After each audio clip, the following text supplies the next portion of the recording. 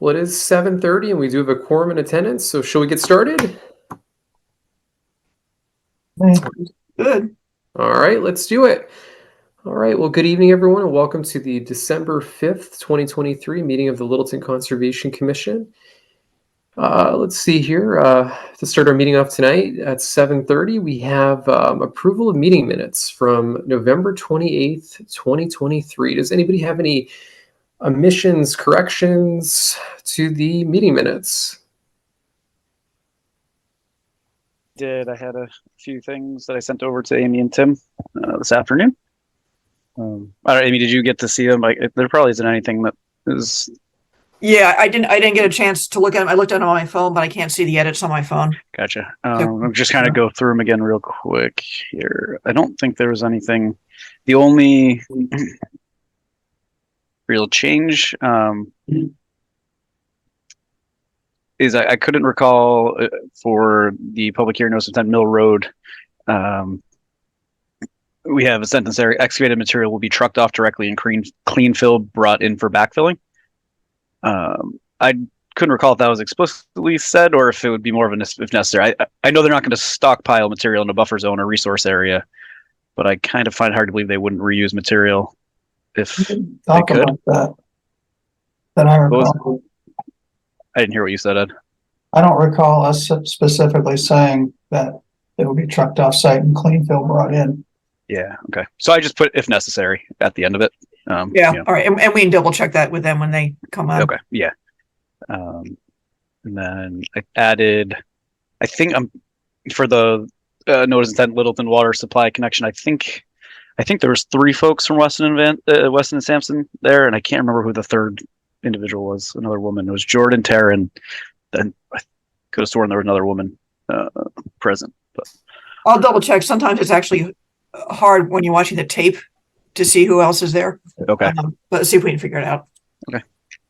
I think that's it. I mean, if you look at, I guess we're going to try to approve these today, but I think that's really the only things of substance that I had. Perfect. Thank you. Does anybody else have any other corrections that they'd like to add? Not for me. All right. Well, hearing no more, would anybody like to make a motion to approve the meeting minutes as amended? Sure. I will make a motion that we approve the conservation meeting minutes from November 28th, 2023 as amended. All right. Do we have a second? Second. Excellent. All right. We'll do a roll call vote. Ed? Ed votes aye. Kyle? Kyle Maxfield, aye. Michael? Michael Livingston, aye. And myself, aye. It's unanimous. All right. Very good. All right. Our next item on the agenda, getting into our administrative discussions, is the Northbridge / Amazon quarterly report. Yeah. Sorry, I'm slowly trying to get people in here. So. Oh, no worries. Yeah. And here comes John. Here they come.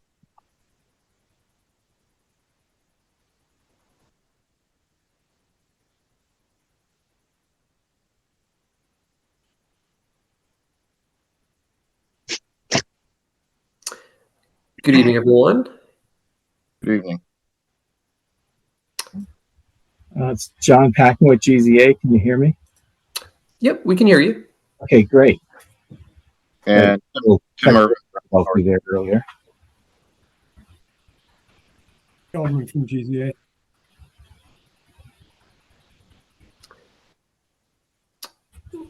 Perfect. Well, thank you all for being here tonight. Did you want to jump into the discussion?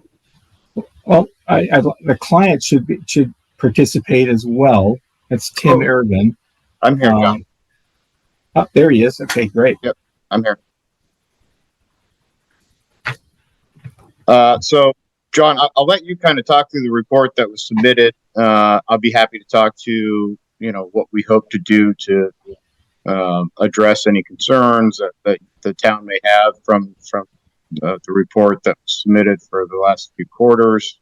But yeah, John, if you want to kind of speak to the samples that were taken and the readings that we received, and then we can kind of talk through any concerns that the town may have, questions they may have based on based on that report. Sure. Without getting down into the weeds too far, you received that report for the last 2 quarters. The results show that we've had an increasing set of concentrations over the baseline that was established for the first year. As a result of that triggered a conversation internally with the tenant and the tenant's de-icing contractor about what can we do to reduce the amount of salt application. They've come back with a proposed effort to reduce that. We're hoping that'll be successful. And Tim, do you want to run that through, or do you have any? Yeah. I guess before we go, do you have any specific questions on the report from the town? Anything you'd like us to address? Okay, so let's just get. Sorry, John. I was trying to mute. Sorry, John. I couldn't get myself unmuted for a second. How are you guys doing? It's good to see you. So the one question I had, I think you answered, is that the levels seem to be rising below baseline, and we're attributing it to the de-icing materials usage. Is that? I think so. Yeah, it's really not clear, and it's really not even clear where it's coming from. I mean, certainly we can't say it's not coming from the site. The wells are adjacent to the parking lot, and they certainly are applying salt to the parking lot. But we also know that we're at the confluence of Route 2 and Route 495, and they put a lot of salt down on those roads. And there's got to be some drainage in the direction of our site from both of those roads. Regardless, yeah, we are seeing some increasing concentrations in the wells, on the edges of the parking area. That has triggered the criteria that was established at the beginning of this project. So as I said, we have started a conversation with the de-icing contractor and the tenant.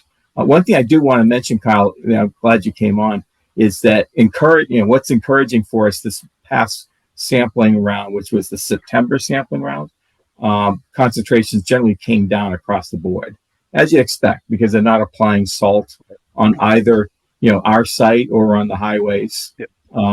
So you'd expect it to drop, and it really did. We still had some exceedances for a very small set of parameters, mostly sodium, but much less than what we had before. So that's encouraging, and it all makes sense. I mean, salt migrates very quickly, so it's washing through the system.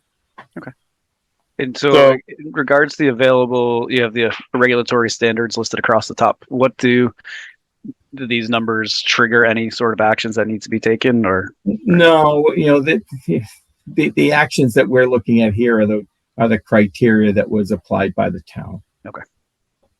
What, Kyle, yes, just to jump in, what we are doing and what we have done. So the snow removal contract is with the tenant, Amazon. The landlord, myself, Northbridge, does not hold the contract with Brightview, who is the service provider for the site for the snow removal services. So we've been working in conjunction with Brightview and Amazon to try to come up with a plan to reduce the amount of salt that's applied to the site during snow events or icing events, what have you. The plan for the upcoming snow removal season is to use the brine solution as opposed to just salt for a pre-treatment and a treatment during a snow event. That should, we hope, should reduce some of these readings further. Again, the numbers are trending in the right direction from the September report, but obviously none of this activity has been happening in the last quarter. The brine type of solution and application is a far more expensive application than just using salt at the site. So Amazon wants to be a good partner with us in the town. You guys, they've agreed to take that on to try to further and curb the readings that we've been receiving at the site. So, the hope is that trend will continue that we're seeing now, and we can continue working with you guys and Amazon and Brightview who services the site, to see kind of where these numbers go with this new application. Okay, great. That's our Two follow-up questions or comments. I guess one, I'm sure you're aware, being a landlord, that said the town itself is going to be installing a well, a water supply well in your backyard there in the woods. So it's definitely something the town's keeping an eye on here. And I'm sure, I don't know if the water department was invited to this one or if they see these reports, I imagine, right? Yeah, I had sent them over to them and double checked with Corey, and he acknowledged it. Yeah, some of it's higher. He didn't think it was necessarily that out of range of the readings they've been getting with just basically DOT in the immediate watershed, but pointed out, as you just did, that there's a water well in there. I'd also say that there's a salt storage shed kind of near well 4, and I don't know if that is or isn't playing in things. It is interesting outside the buffer zone of the wetland delineation that you guys did, but it moved a couple feet with the latest wetland delineation, so it's just barely in the 100-foot buffer zone. So that might be something they look for if they are going to do salt storage on site, is maybe get it away from there. Sure. Because the back Amazon has sites. Isn't well 4 is up on Monarch Drive, right? Correct. So maybe I got the wrong one. Okay, maybe it's one of the big parking lot in the. Okay. So that's rear. 1 or 2 then. Okay. 1 is at the far end of the parking lot. 2's back towards the main site. 3 is by the lagoon or the impoundment, the basin, right? And 4 is up on Monarch. Yeah. Okay. But yeah, no, it's still worth keeping an eye on. To my second one, and you might have an answer for this, is more of my curiosity's sake. I know that when we went through this process, rather than trying to use salt across the road with the bridge that bridges the two properties, they installed a mechanism underneath the concrete to heat. Yeah. Is that glycol? Thank you. Yeah. Systems. But yes, that is still operational. It's working well. So that's previously salt really hasn't been applied to that, really where you have the steep grade going from the building site down to the parking lot site. It's really the more parking areas at 151, and then especially the large parking area at 153. Yeah, I was just curious to see if that was effective and was working as it so far. It would in that area. Okay. Yeah, it has. Great. It's been good.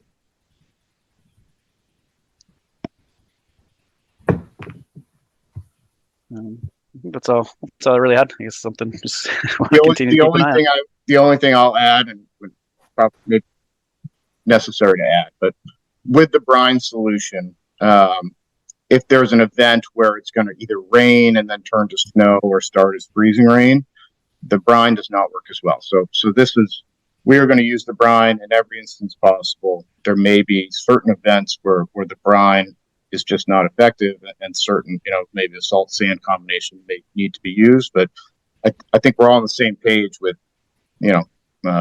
everybody working together to try to reduce the salt use at the site as much as we possibly can, and still make it a safe kind of work environment. Yeah, I kind of appreciate seeing the tonnages of salt. It's alarming how much it is, but it's good to see it's being tracked and recorded. So. Correlate. But. Isn't there also like a calcium chloride or something like that gets used on the roads in the low salt areas? There are alternative de-icers. The calcium chloride is often used it's a blend of calcium chloride and sodium chloride. It's actually encapsulates the sodium chloride. That's another option, we may look at moving forward, but, see, if we need to do that. There are lots of options. Yeah, I was just thinking middle ground between really the not salt too many. and the brine. Yeah. So.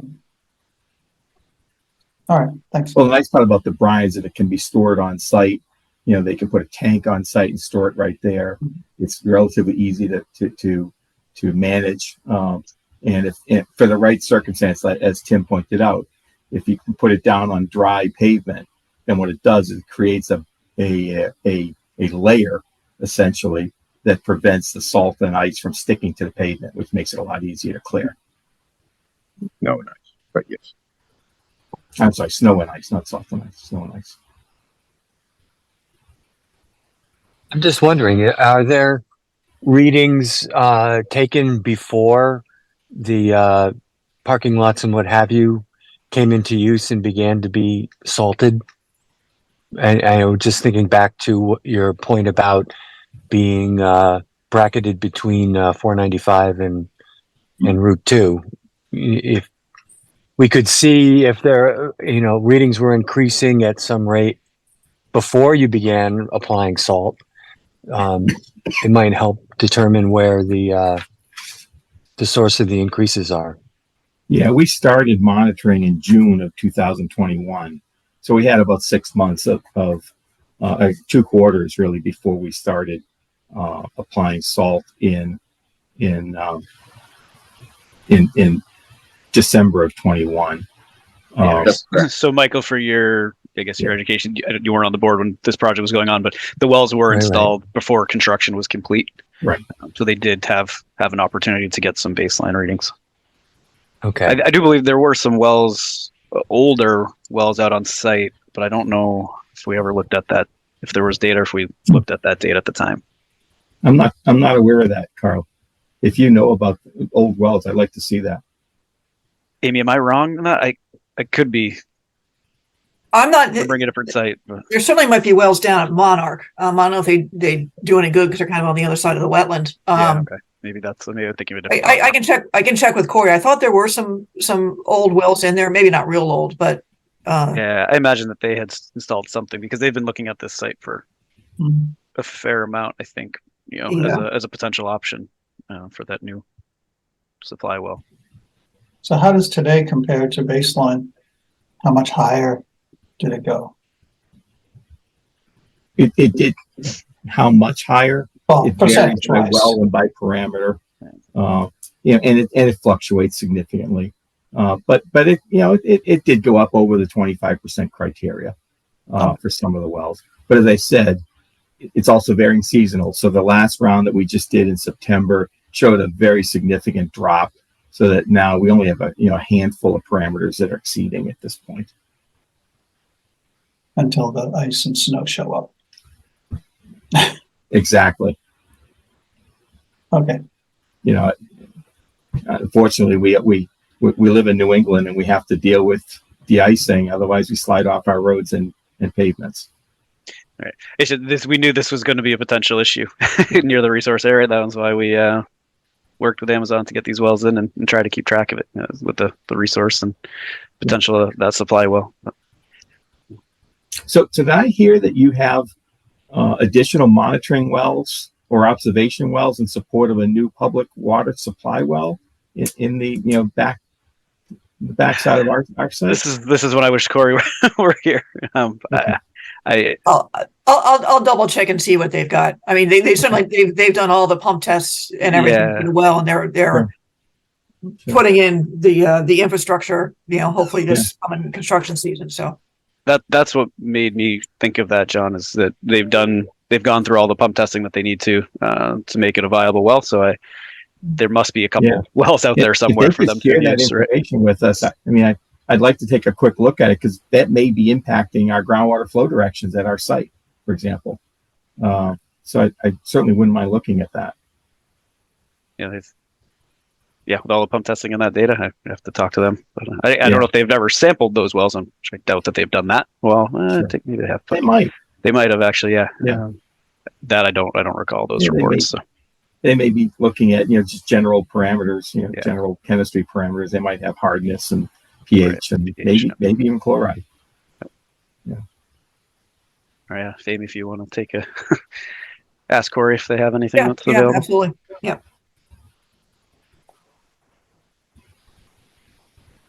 All right. Well, I appreciate the update and at least what you're thinking as you're seeing everything. Be seeing the next quarterly report soon. We just submitted it for review internally here. Then we'll have it go out for external review, and then you'll be seeing it shortly after that. Okay. Great. Perfect. All right. Well, thank you so much, everyone, for coming, and we look forward to the next report.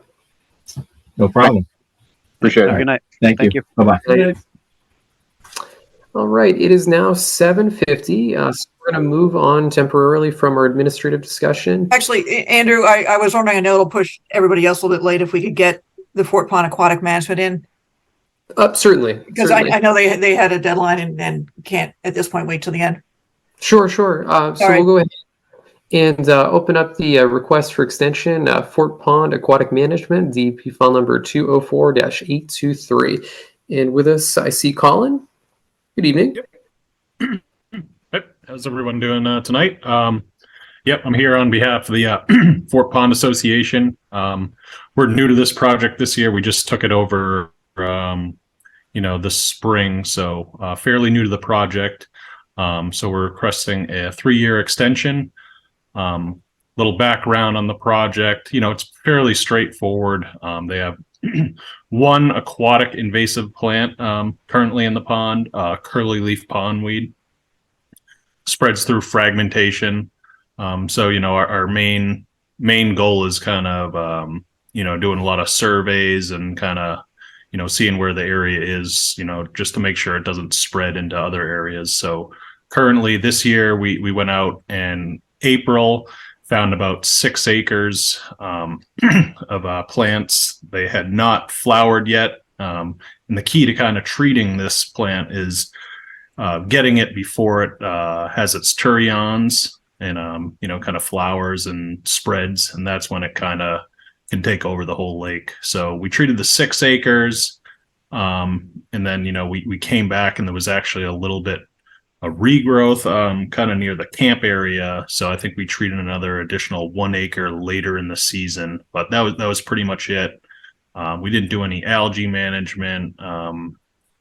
We didn't do anything else, just a post-treatment survey in the later part of the summer. Everything looked great. So we're requesting a 3-year extension. Moving forward to 2024, I think would probably be doing the same monitoring program and kind of keeping you guys informed with the year-end report. I think we had forwarded it along to you if everyone got a chance to review it. And I didn't know if anyone had any questions. Thanks, Colin. I guess the question I have is, is there any sort of timeline? I know you're looking for 3 years. Is this a forever in perpetuity type project? Are you thinking? Or curly leaf is tough. Right now, there's nothing on the market other than Dicot. There is it's the most effective, unfortunately. Our goal is just it's a little over 100 acres Fort Pond. 6 acres is relatively low. And other ponds in the area, we're treating half the water body. So we don't want it to get over 6 acres. So, moving forward, if something else comes out that could eradicate it, there's new products for like milfoil that we've seen excellent 5+ year control, but unfortunately there's nothing right now for the curly leaf. Yeah. Are you able to stay ahead of it? Is it going forward? You're going backwards, keeping it at bay? Honestly, this is we took this project over this year. So like we're trying to get our, foundation, we're just monitoring is a lot. So moving forward, I hope I could answer that question better, yeah. But I think with it being 6 acres, we're fairly confident that we can manage it properly. Yeah. So John, can you answer that question? I can, and thanks, and Colin, appreciate you being here. Water and wetlands been really easy to work with, and I'm by the way, John Bergeron, 227 Newtown Road. I actually live on the lake, or the pond, excuse me. And we work with the folks who have been treating, and we actually mark the weeds with buoys, and then they go out and they treat. So they actually have like targeted visual. I put it on my GPS on my boat, right? And then we give kind of a 3-week notice where we ask people not to drive over the targeted areas because it spreads through fragmentation and stuff. And Amy, you and I spoke when I was in the office. I'm happy to share a cartoon.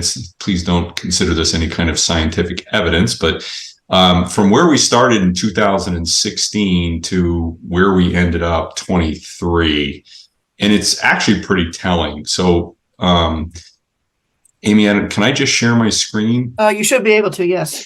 Okay, so bear with me, as this is not my forte. but I'll try. So can everybody see the cartoon of the lake? Yep.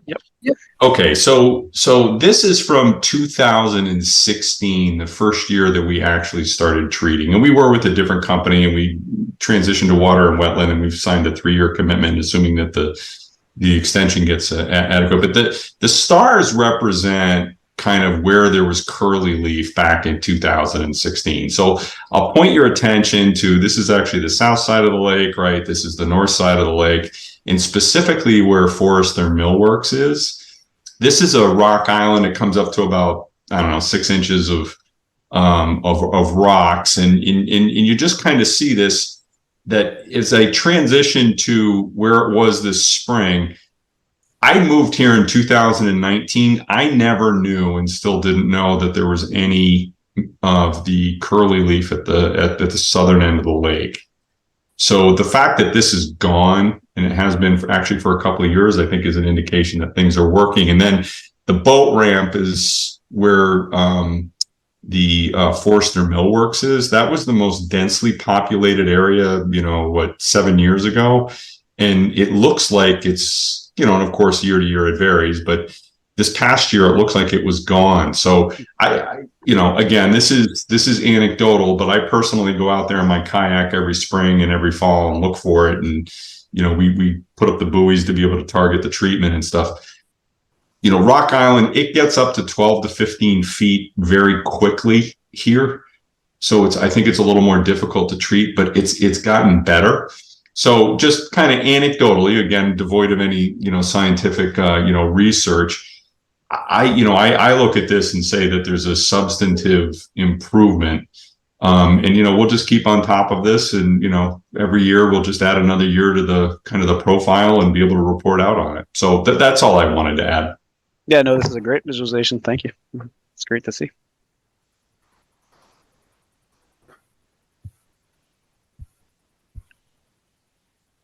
Perfect. Well, thank you so much, Colin and John. Does the board have any other questions before we jump into our next topic for tonight? Take a vote. Yeah, no. Oh, yes. Yes. I'll make a motion that we approve the extension for the Fort Pond Aquatic Management PDP number 2040823. Do we have a second? I'll second. All right, we'll do a roll call vote. Kyle. Kyle Maxfield, aye. Michael. Michael Livingston, aye. Ed. Extension for how long? Sorry, for 3 years, if I didn't say that. Oh, thank you. Ed Foltz, aye. And myself, aye. It's unanimous. Great. Excellent. Thanks, everyone. Thanks for your night. Good luck. Thank you. Have a great night. Thank you. Thanks, John. All right. So we will go ahead and jump into our first public hearing of the night, the 7:45 p.m. continued public hearing, notice of intent, Mill Road, Mass DEP file number 204-996. And that is going to be for a Boston gas line replacement on Mill Road, or in Mill Road. And do we have anybody here to speak to this tonight? Yep, I'm Amanda Smith with BSC. Good evening. Good evening. Well, the floor is yours. So I'm covering for Carolyn Gorse, who couldn't be here tonight. And I believe you guys had a few more questions, as well as you were waiting for a DEP file number for this project. Let me pull up the questions real quick. So there had been some questions about clearing out the abandoned pipes, as well as the possible use of biodegradable fluids and or fuels for the HDD process. Is that? Yep. That's word, yeah. You guys remember? Okay. So for clearing and abandoning the pipes, the process is, I need to organize my thoughts. Sorry about that.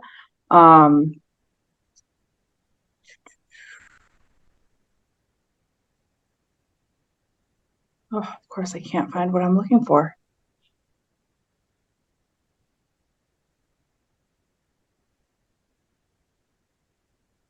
They don't use fluids to clean out the pipes. When they abandon them, they use a new pump, which will capture and extract any of the gas that's purged out of that system, and they transfer it into the new pipe. And then it's basically flushed out with like clean air because it's empty and a dry tank at that point, or a dry pipe at that point, and then they cap it. And then for the drilling fluid used, the HDD uses a bentonite clay, which is contained and then disposed of offsite. And that's an EPA approved like slurry that they use.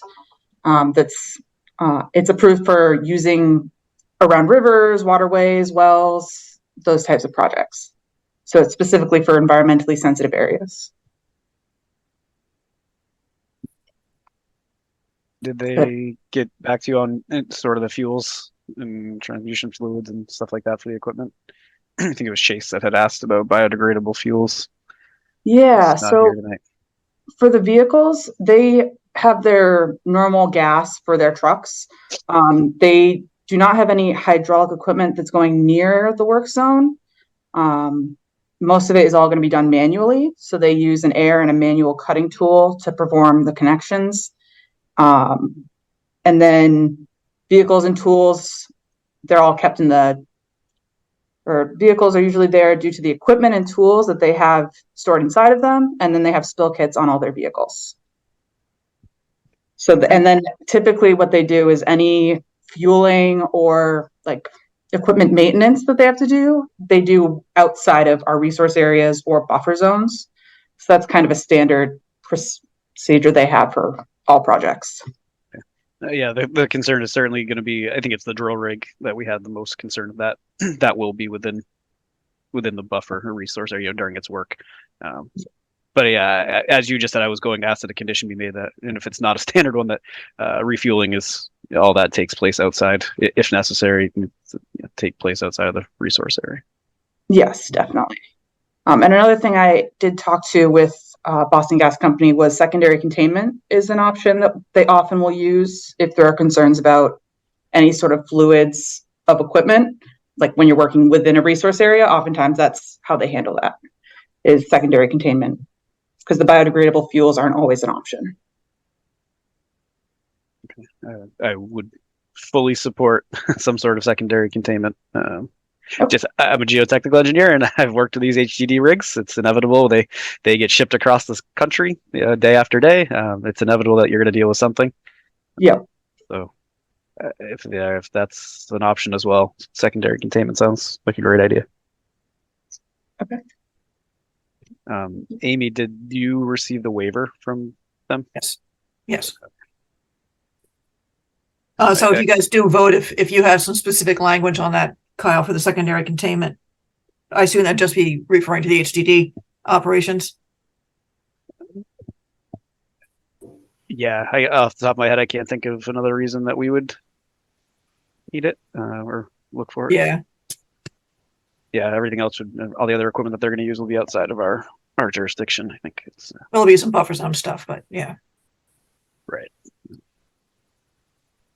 Yeah, so, I mean, spill kits certainly are required, but I'm thinking more of this rig will be sitting in the same spot for a couple days, 2-3 days at a time. So, well, having said that, it will move nightly, I guess, but it's not going to be advancing its way down a roadway or anything like that.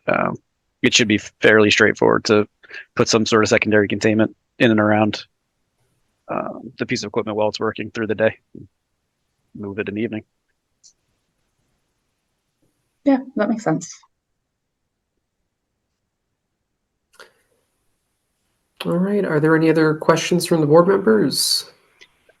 I guess I know that Amy just said that they had the waiver. I don't think I saw it. I assume it was public interest. It was the. Yeah. Frankly, it was pretty straightforward. And again, she thought it is an online form, and she thought when she hit it was a submit. It's not a submit. So gotta make that a lot clearer. So it disappeared. Okay, as long as you were comfortable with it. Yes. You have it. That's the most important thing, I think. Okay. Excellent. With a waiver in hand, is there anything else that the board would like to ask of the applicant? All right. Questions have been answered. Is there anybody in the audience that would like to ask a question before we perhaps make a motion? If you could just put your hand up If you do, all right. We'll see no questions from the public. Would anybody like to entertain a motion? Sure, I'll go again. We'll make a motion that we close the public hearing and issue a notice of intent for the Mill Road Mass DP number 204-0996, and as well as the approval of a waiver and I guess conditions to be discussed, or at least conditions discussed tonight. Do we have a second? Second. All right, roll call vote. Kyle. Kyle Maxfield, aye. Michael. Michael Livingston, aye. Ed. Ed Foltz, aye. Myself, aye. It's unanimous. All right, well, good luck, and if you have any questions, we're here. Thank you so much. Have a great night. You too. Thanks. All right, so we'll go ahead and next open up our 7:50 p.m. continued public hearing, abbreviated notice of intent for 5 Caliva Road, Mass DEP file number 204-984, removal of existing shed and construction of deck and shed. Is there anybody here tonight to speak to this? Yes, I'm here, and Eric's here as well. Excellent. All right, feel free to get started. As you remember, we have a shed within the 50 feet yard. We had a deck previous, had a contractor come in, take that out, build a new one, not to code. That's another issue. And we have a plan in place that's within all of the measurements, and that's up in front of you now.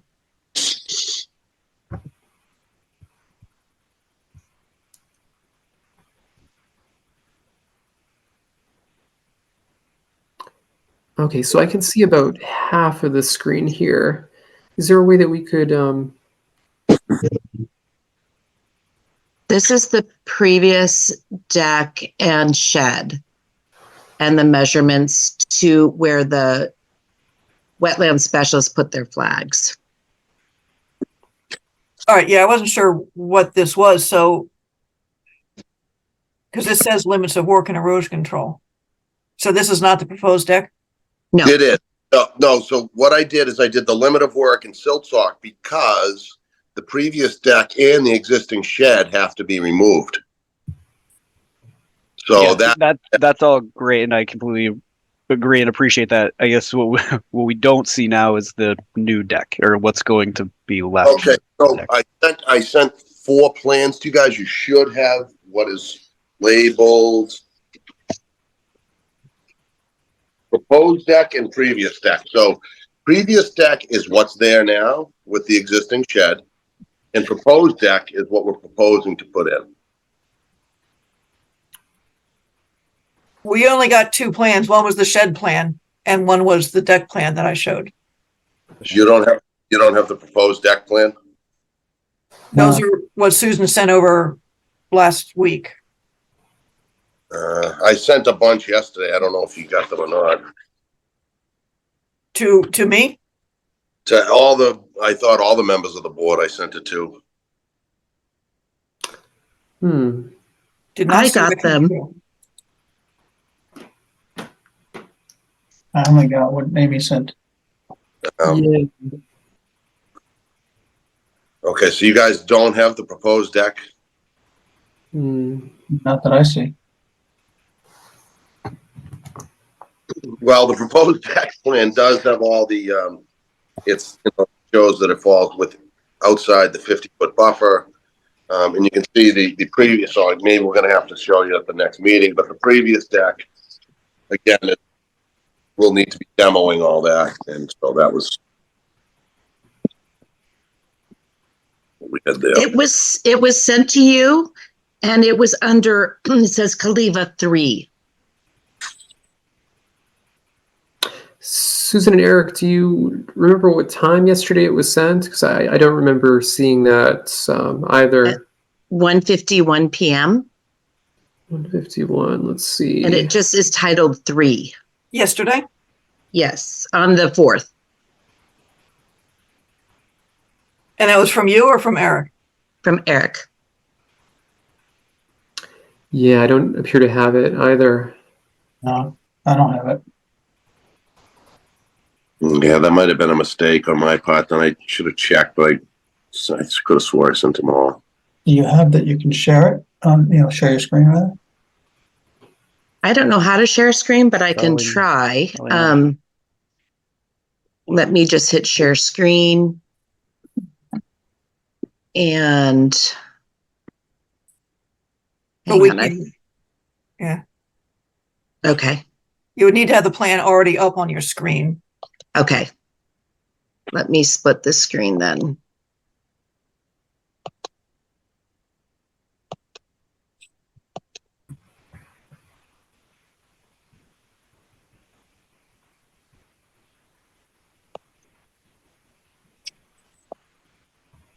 Okay.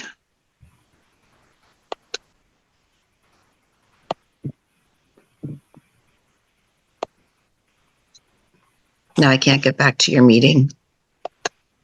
Okay. So sorry.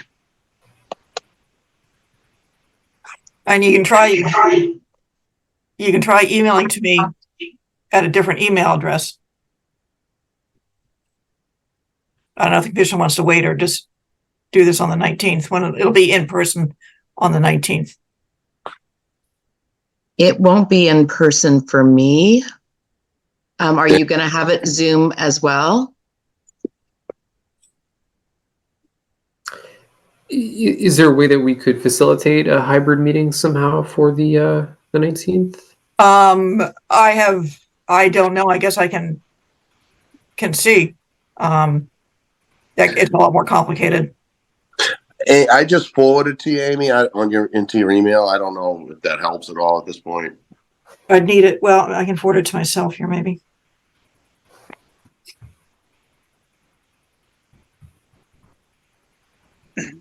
I apologize for this, you guys. That's okay. I think, with the discussions we've had, I think everybody's kind of on the same page. We just kind of want to see it and and make sure we are. I don't see a reason if we can make this work tonight. I think we're pretty close. So. What email are you sending it to, Eric?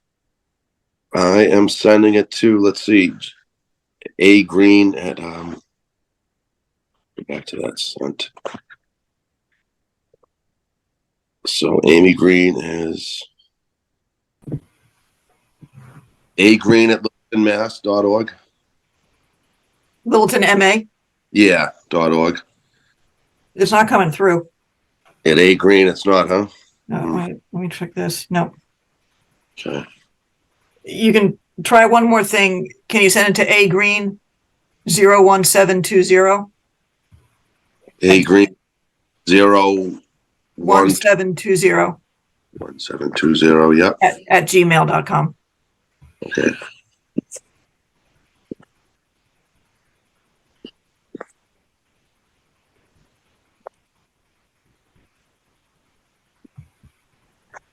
Just to double check that 10 017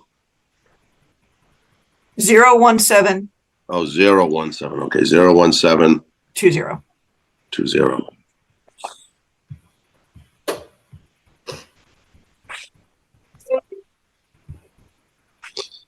Yeah, I sent to see if it goes through.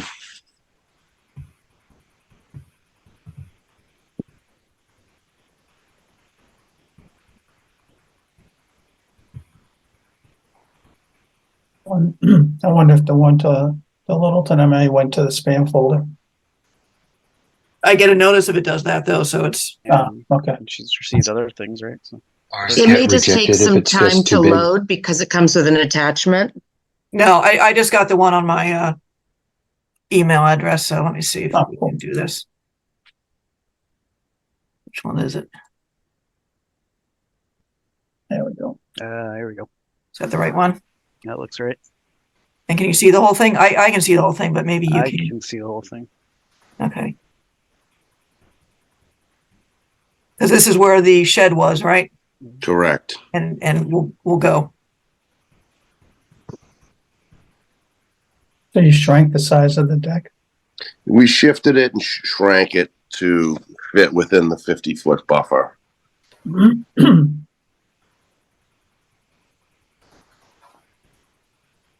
These numbers all are 50 or above, so barely, but they are.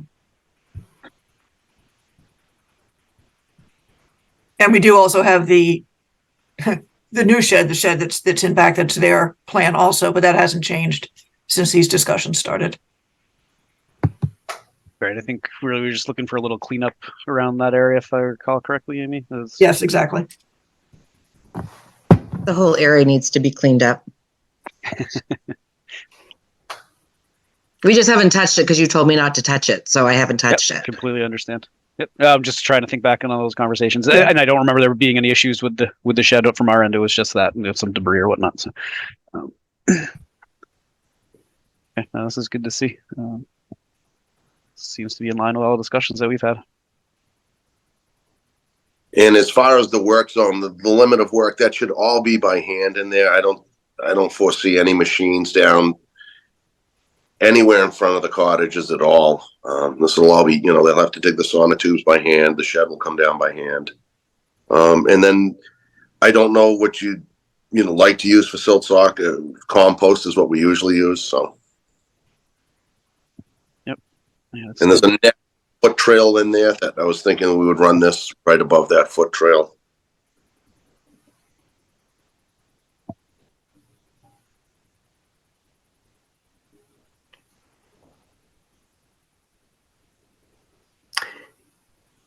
So I'm looking at the sorry.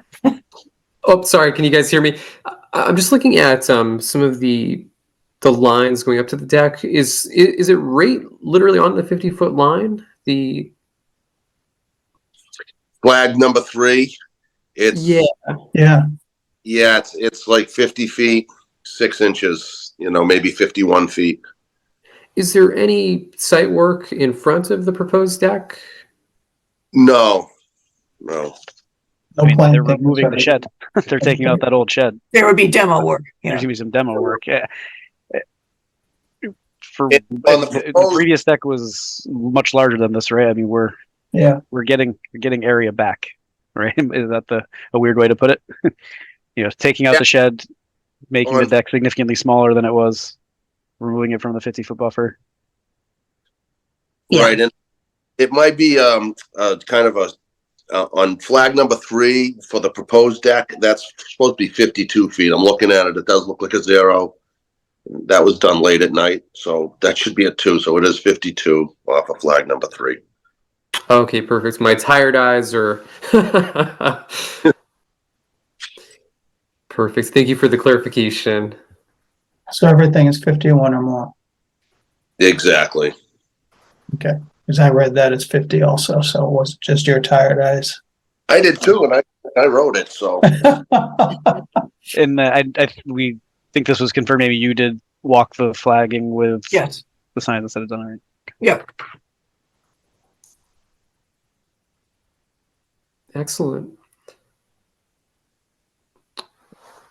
All right. Are there any other questions for the applicants? All right. Hearing none. Are there any questions from the audience? Anybody in the public have any questions or comments for this particular hearing?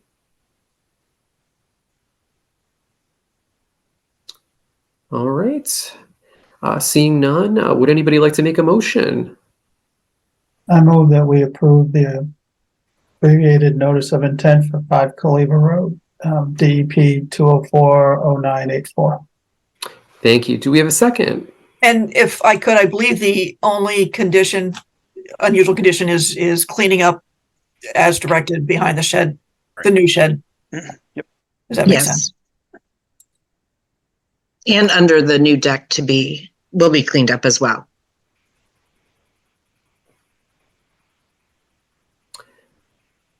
All right. So we did have a motion. Do we have a second? I'll second. All right. Roll call vote. Ed? Ed Foltz, aye. Kyle? Kyle Maxwell, aye. Michael? Michael Livingston, aye. Myself, aye. It's unanimous. All right. Well, good luck. And Yeah, thanks for bearing with us, Susan. Good luck. Yeah, well, yeah. On to the building department, right? one step closer. It is. Thank you guys very much. I appreciate that. Thank Thank you. you, guys. See ya. Best wishes. Have a great night. Bye-bye. All right.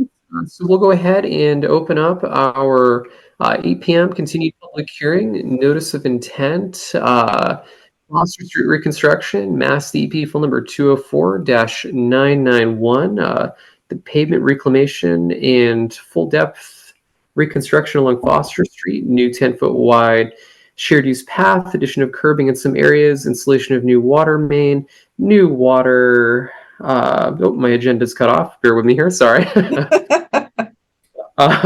Installation of new water main, new catch basins, realignment of Grimes/Foster Street intersection, and addition of mid-block crosswalks. Sorry, the print is very small too.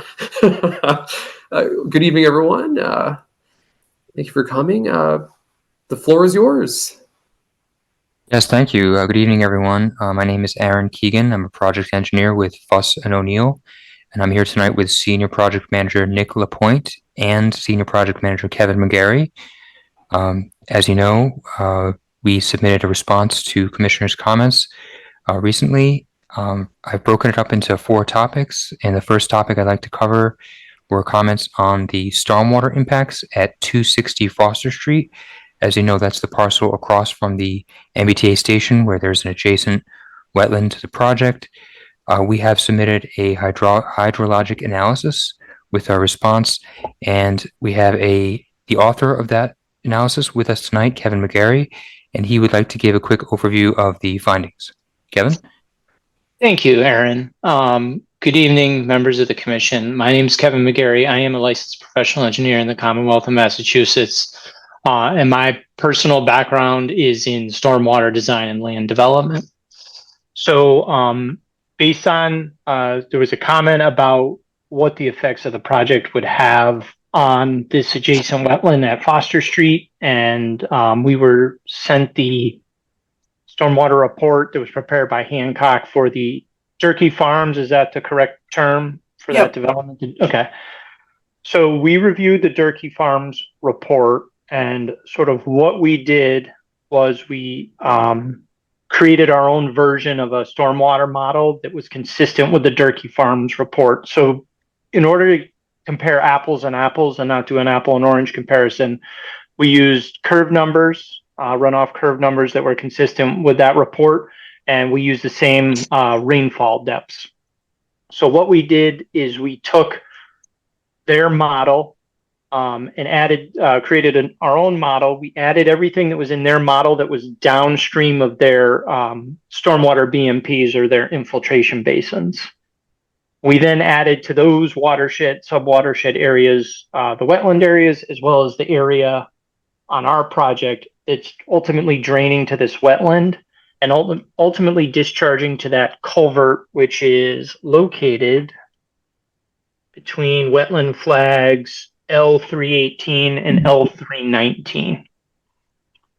The long story short is what our analysis showed is, although we do have a small increase in impervious area as a result of this project, we actually have a slight decrease in the total area that's draining to our side of the street.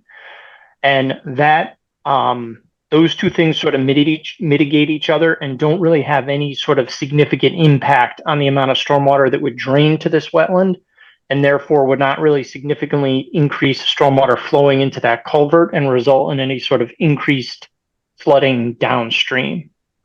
The limit of our watershed was really just limited to our portion of the site and the area on Durkee Farms and the wetland area in between that does flow to this culvert.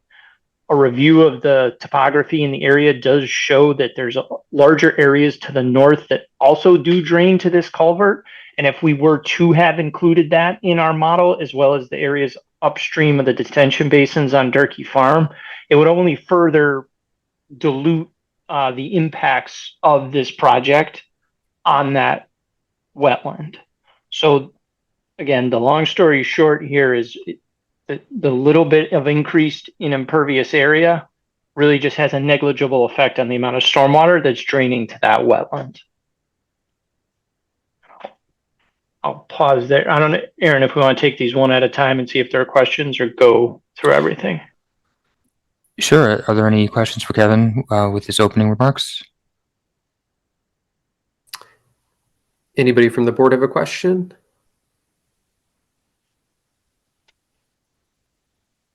All right, please continue. Okay.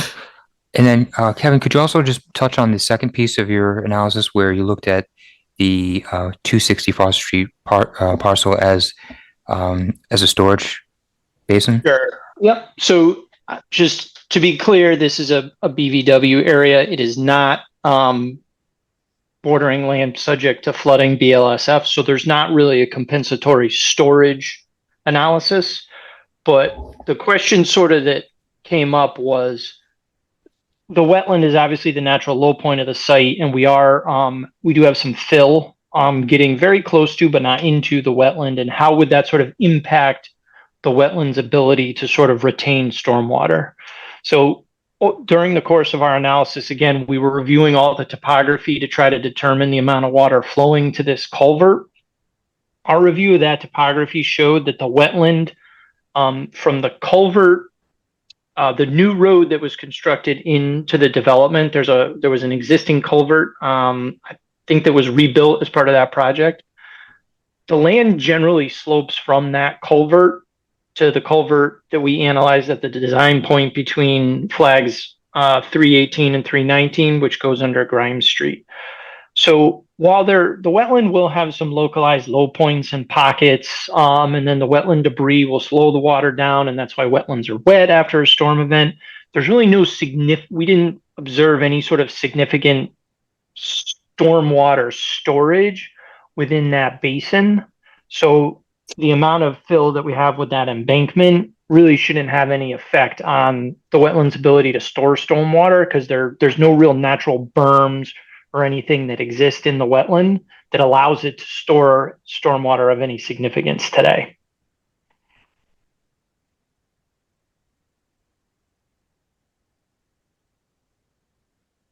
Thanks, Kevin. Before we move on to the next topic, are there any questions about stormwater?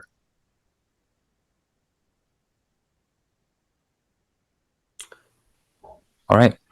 Well, the next topic I'd like to talk about has to do with the embankment on the south side of Foster Street.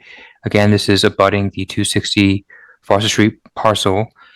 We are proposing to shift the alignment of Foster Street 3 feet to the south. And that's, of course, to accommodate the shared use path on the north side of the road. This results in the construction of in places a steep embankment that daylights down into the low-lying area and doesn't impact the wetland directly, but it does go into the 50-foot no disturb zone. To answer the commission's comments, we provided cross-sections of this area on Foster Street showing the slope of the proposed embankment, and we also provided a detail of modified rock fill. A modified rock fill is a standard MassDOT item. It consists of maximum 8-inch stone to help fortify the embankment. It's built over crushed stone and a geotextile fabric to help stabilize slopes that are 2-to-1 or steeper.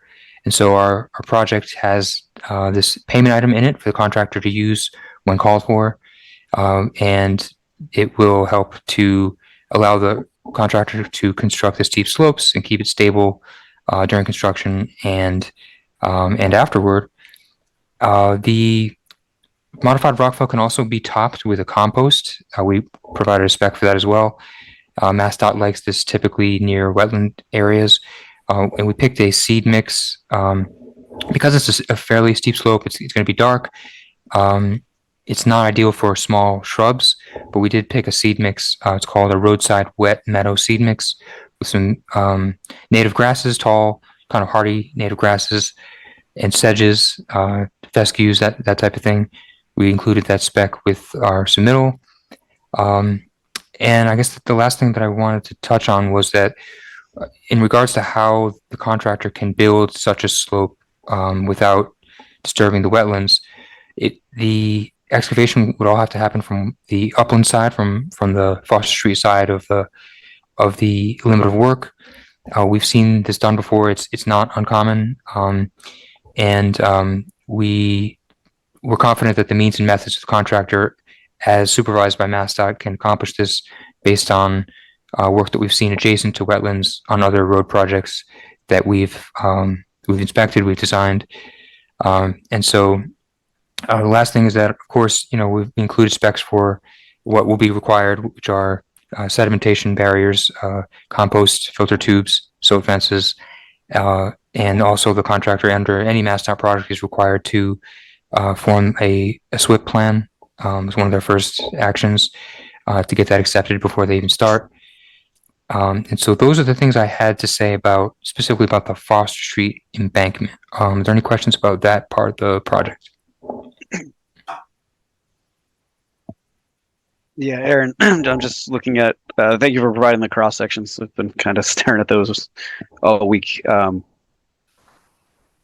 Just so I'm clear, when I'm looking at the cross sections, the bottom axis that's all in feet. So it's, the center line 0 and then going out either 4, 8, 12, that's all feet. Yes, that's correct. All right. So I think the concern we had was the markouts that you had put in place for our site walk, looking at limit of work. So I'm not questioning that you're not going to impact the wetlands, but the limit of work flagging that we saw there, some of these are, I'm looking at where you're putting your proposed silt fence, and it's 12 feet, 12, 14 feet off the new edge of the roadway. So I think that was our concern, is that it didn't pass the looking test when we were out there. The limit of work was much closer to the new proposed edge of road. So I think this helps seeing it visually on your plan. So I know Chase isn't here tonight. I'm hoping that he took a look at it. He didn't mention to me if he had any comments, but I feel a little bit more comfortable. Some of these lines go right up to the wetland limit, which makes a lot more sense now seeing it in a cross section. Okay, I'm glad you clarified. Oh, sorry, I was looking at my own screen. I didn't realize you pulled them up. But yeah, there's still going to be concerns of keeping them stable during construction. I'm not questioning their ability to complete a stabilized slope. But for a couple of these where it is right up to the wetland limit, they're going to be constructing close. Just want them to be as careful as possible. And Aaron, do I remember correctly that you've pulled the limit of work further away from the culvert under Grimes? Yes. So we haven't gotten to that point yet, right? I guess I haven't. Am I right? You're just focused on Foster Street now, and are you working your way towards Grimes? That's right. I was going to start at Grimes the next topic. Yep. Mm-hmm. Yeah, that's where I have more concerns, Amy. So I'm much more comfortable with these areas now. So thank you, Aaron. Okay. All right. So moving on to Grimes Lane, in our submission, we also provided cross sections of Grimes Lane. And let me show the plan view first.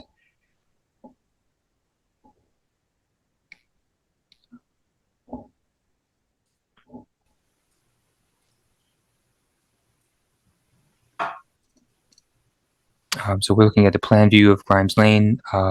Foster Street is to the north. I'm showing in red. Since our site walk with the commission, it's a slight improvement. We were able to move the edge of road. This red area is showing the former edge of road Grimes Lane, so we were able to hold a little bit more of the black line is now the proposed edge of road. So we're able to hold a little bit more of the existing edge of road in this kind of critical area where we're, our start of work. This is very close to the culvert that Kevin mentioned, and we're also showing proposed modified rock fill in this area. It was pointed out that there are some large boulders in the embankment between the edge of road and the wetland. And so what we've done is we've provided a spec for the contractor to use if needed, where they can actually stabilize these boulders manually under a work item that we already had in the project for a dry stack stone wall. We actually think that this is more of an embankment than a wall, but we're providing a way for the contractor to, very carefully stabilize it as if it were. Where the boulders have fallen away, or if there's no mortar between the boulders, it's loose debris or earth. We're directing the contractor to use some supplementary stones, again the modified rock fill material, to make sure that the slope is stable. If I go to the cross sections, we zoom in. This is the very first cross section that's closest to the culvert. And you can see we've just sort of illustrated where the boulders exist, and we are close to the wetland limit. But luckily at that point, our limit of work is actually not fully extending down the slope. We admit that this is going to be a sensitive area for the contractor to be working, and our idea is that they again will need to excavate for the full depth reconstruction of Grimes Lane from the upland side, and that they will be able to stabilize the boulders while staying on the dry side, and if needed, supplement those boulders with some of the modified rock fill, and that they can make it strong enough to use vibratory compactors. There'll be the MassDOT resident engineer on site daily, checking for compaction per MassDOT spec, and if anything seems to be awry, they have no problem halting work as it happens. As we move closer to Foster Street, we do see some of the areas of fill that Kevin mentioned. Because we are shifting Grimes Lane away from the substandard intersection with the railroad tracks, we are unfortunately moving it closer to the wetland, and so we'll be constructing a new embankment over what currently exists in some spots. For example, this one, where we're actually going to be filling over the existing boulders and creating a new 2-to-1 slope. In red here, we pulled away our limit of work in our cross sections after the commission site walk. So the red is where we formerly had our limit of work, and we were able to pull. This is the max we could pull it back. So we're reducing the fill by just a little bit here at this particular cross section.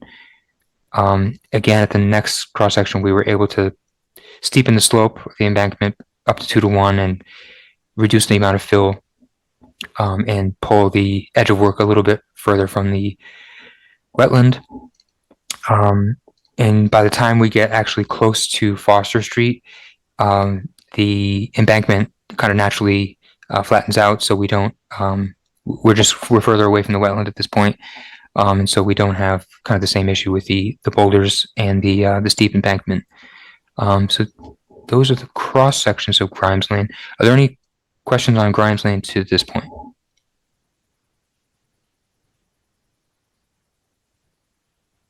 I'm not sure I have any outstanding questions. Looking at, I guess maybe it's the second cross section where your cursor is now. Your full depth removal looks like you're going into this, well, whatever, stabilized rocks, rock wall, whatever their intention was originally. I guess I probably answered my own question here, but they would remove any rock that they need to get down to your depth and just use your rock fill to bring it back up to proposed grade. That's right. Nick, do you have any insight as to the construction process? That sounds about right to me. No, that's exactly right. What they do. You know, in reality, depending, I mean, those boulders that are depicted here are just like schematical. I mean, they could be odd shapes in the field. They would probably leave if it was in very stable condition. They would honestly, given the volume of traffic on the road and what the road is serving, they would probably leave those boulders there and just have the boulders jut as long as it didn't extend, you know, within 6 inches of the pavement. They're just gonna, we're just gonna shorten up the gravel sub base and not Perfect. You disturb went it. exactly. Yeah, you went where I was hoping you would go. That was It's what I like was going to ask. you Is know, is it necessary to take it out because you don't want to no, mess we around with something wouldn't. that's been there, right? So, It's like a tree, growing into an embankment. It's like the tree roots are holding up the embankment. It's like the same thing. Like these rocks are kind of like been here for 50 plus years. We don't want if it's stable and they haven't showed any subsidence, they're gonna leave it. So no, I'm not sure how stable. I mean, there's at least one that has fallen out and is down in the wetland area. So that's where our concern is when you go to do your vibratory your work. But like Aaron said, Mass DOT, they're strict. They're going to keep an eye on everything that's going on. So they're just as good as eyes and ears as we could have out there to help protect our areas. All right. I've got one more topic left. I was going to talk about tree replacement. Are we ready to move on from the Grimes Lane area? Yeah. Okay. So the last topic we received comments on was a request for a tree inventory, and we performed a tree inventory in the buffer area.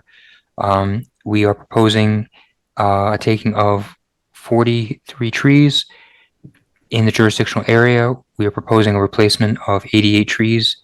That's a ratio of just over 2 to 1 to 2.1 to 1. It would be very difficult for the project to go much over this because of the constrained limits of work laterally from the edge of road. We just don't have a lot of real estate to go higher than 2 to 1. But we were happy that we were at least able to meet that. We did use the Littleton tree guide to pick tree species. And so we are proposing a mix of Capric red maple, Robin Hill serviceberry, black gum, scarlet oak.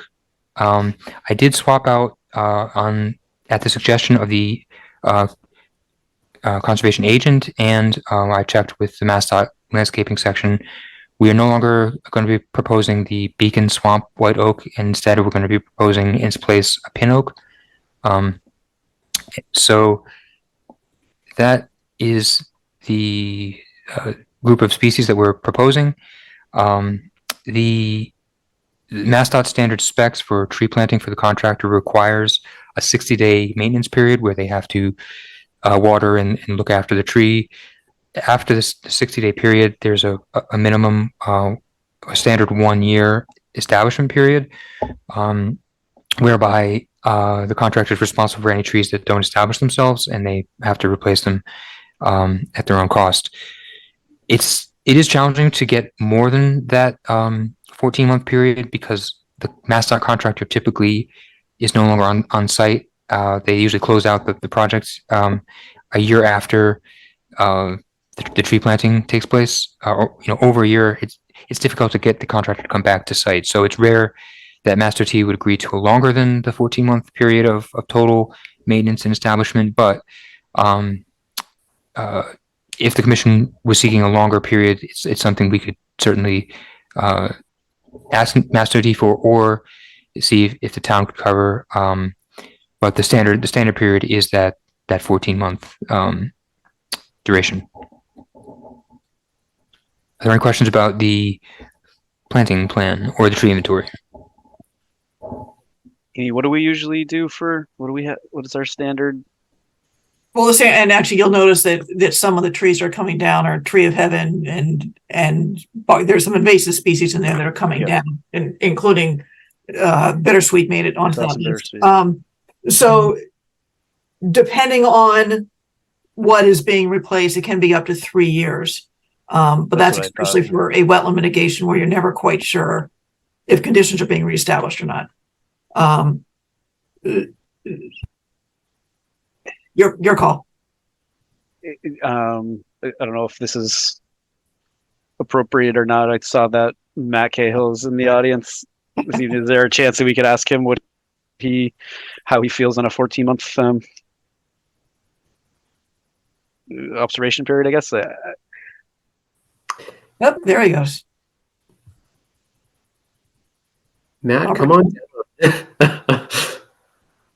You can run, but you can't hide.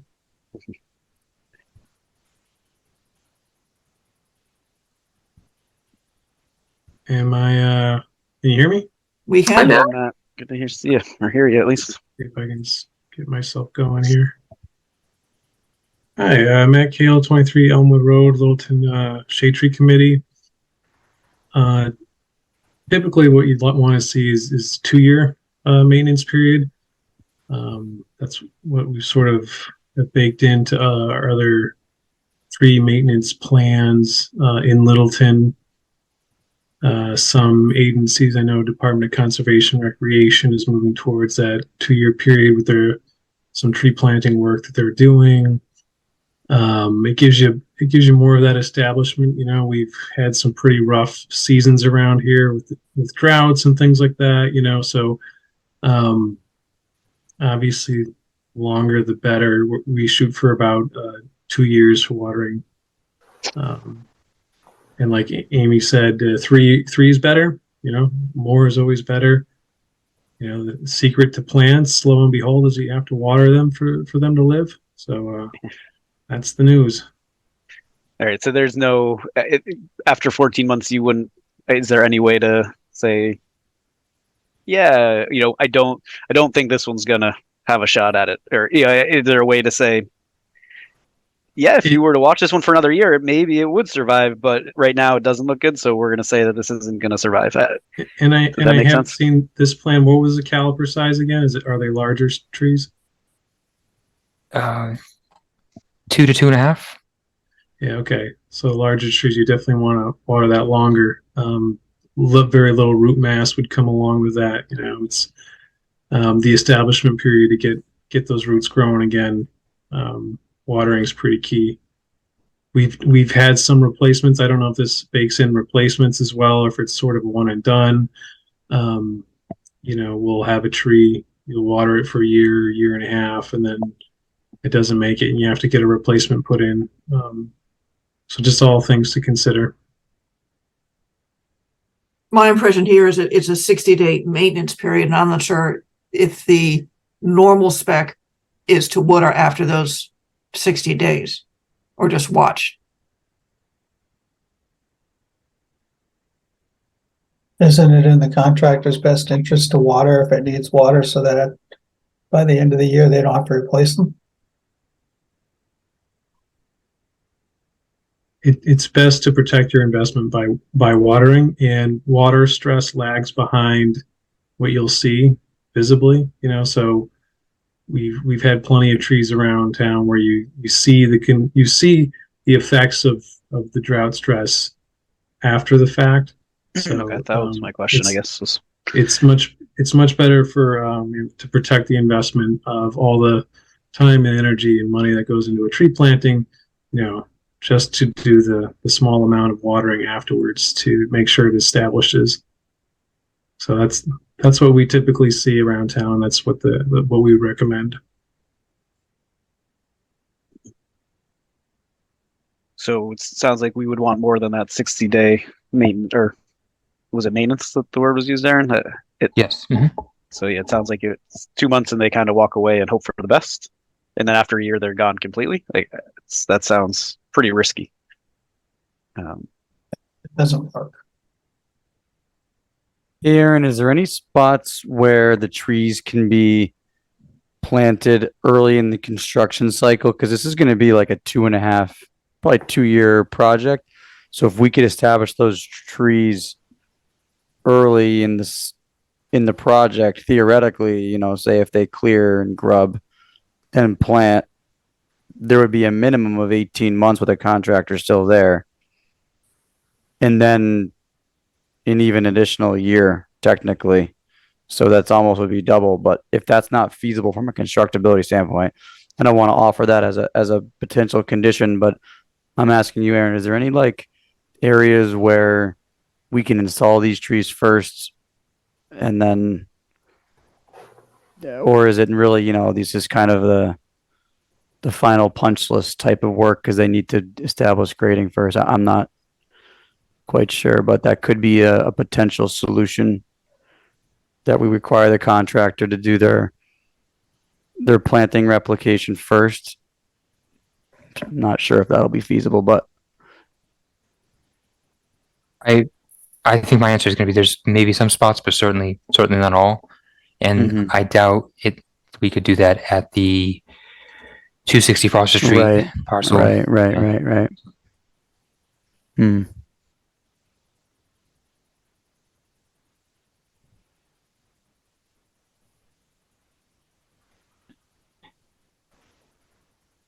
Well, we could certainly, talk about it with MassDOT environmental section and the landscaping department.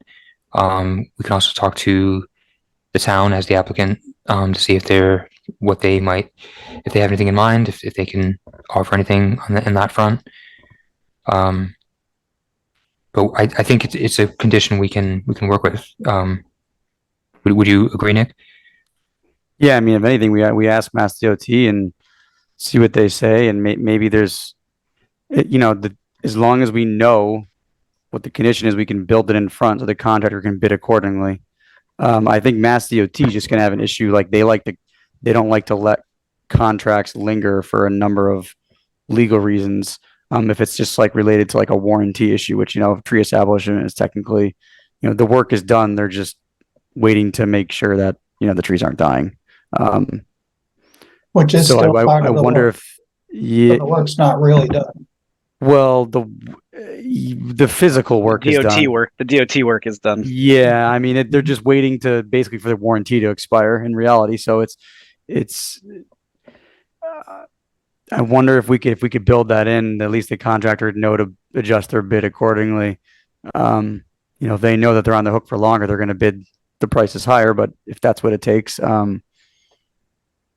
maybe it's a condition we can work it. I think somebody has to be present and held accountable somewhere, right? For at least these 2 years. Yeah, if that's what the commission wants, great. honestly, it's workable because again, it's not like there's the town's, there's still mechanisms in the town. The applicant, DPW could certainly take on that liability. It's not like everyone's just walking away here. I mean, the town this is the town's best interest anyway. So it's just,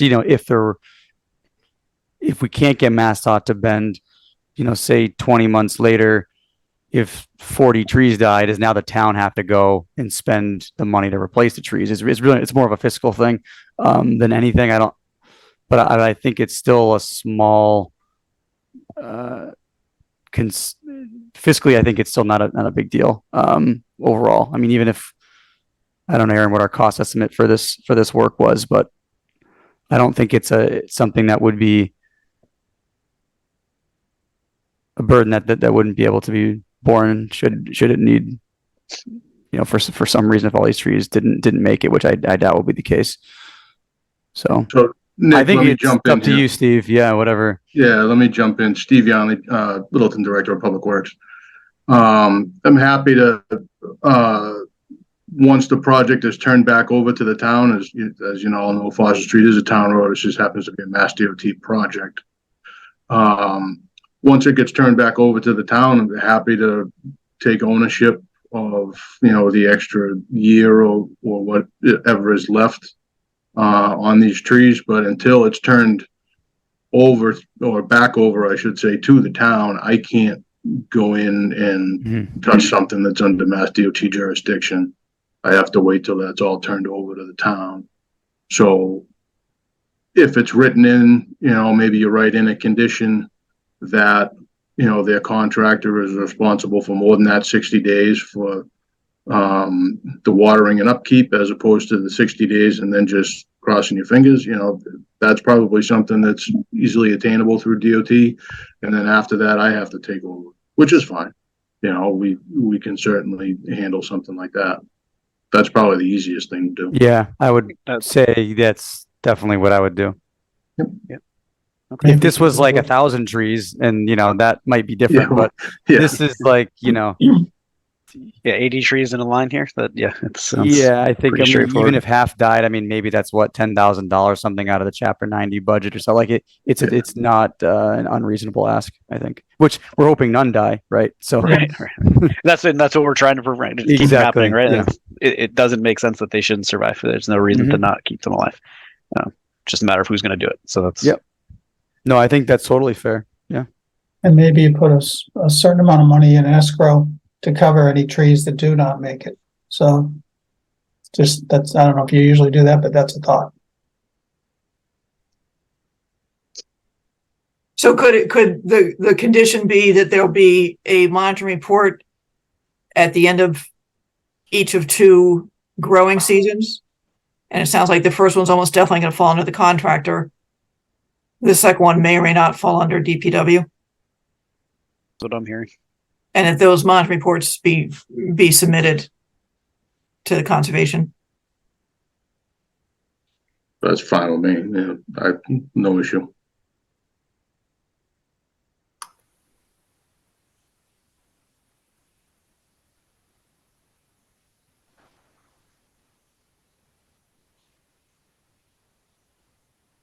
Well, that concludes the content that I was prepared to discuss or present to the commission tonight. And we're happy to stand by and answer any final questions. Excellent. Thank you. All right. Do any board members have additional questions in addition to what's been reviewed tonight? And I expressed a concern early on when they presented it with the fact that they're adding 10 feet pedestrian biking, which brings it closer to the wetlands. At the time it was mentioned, if we don't have the 10 feet, we don't have a project. But we're adding a significant amount of additional impervious surface, and we're taking it a lot closer to the wetlands. It bothers me.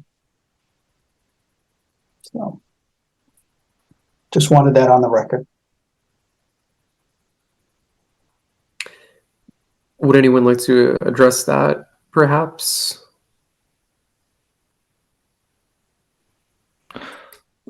I would only say that one of the reasons why we had to shift Foster Street towards the wetland is because the neighbor to the other side is the MBTA, who made life difficult in terms of putting a shared use path on their own property. So we were faced with not having a path or going towards the wetland, and that's kind of how it happened. Thank you.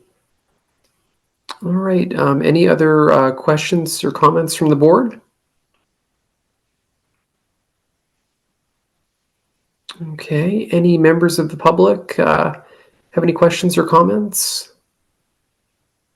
No. All right. All right. What is, in the words of Jim, what is the pleasure of the board? Would somebody like to make a motion tonight, or do we want to investigate? Are there any other conditions that we need to think about adding in here?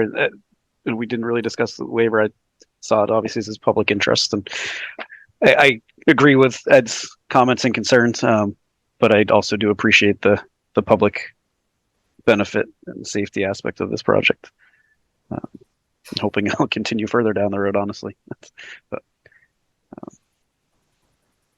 So what do we have for conditions? I think the only other condition I'd put in, which is a little bit of a standard one, is that if they need to replace any of those trees, they can just run it by the Conservation Commission. So they know if they can't find a scarlet oak, they can just let me know. Yeah, I would say by the agent. I don't even know that we need to be. I think we trust your judgment. So replacing all the trees, then yeah. That's why I just want to put it in the condition so it's clear. Yep.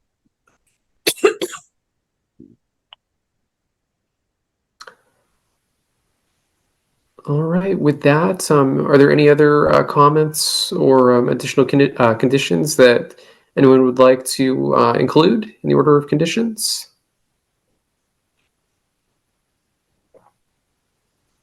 All right. Hearing none. What is the pleasure of the board? I'll make a motion that we close the public hearing and issue notice of intent for the Foster Street reconstruction, Mass DP number 204-0991. And a waiver, please. With the waiver as well, sorry.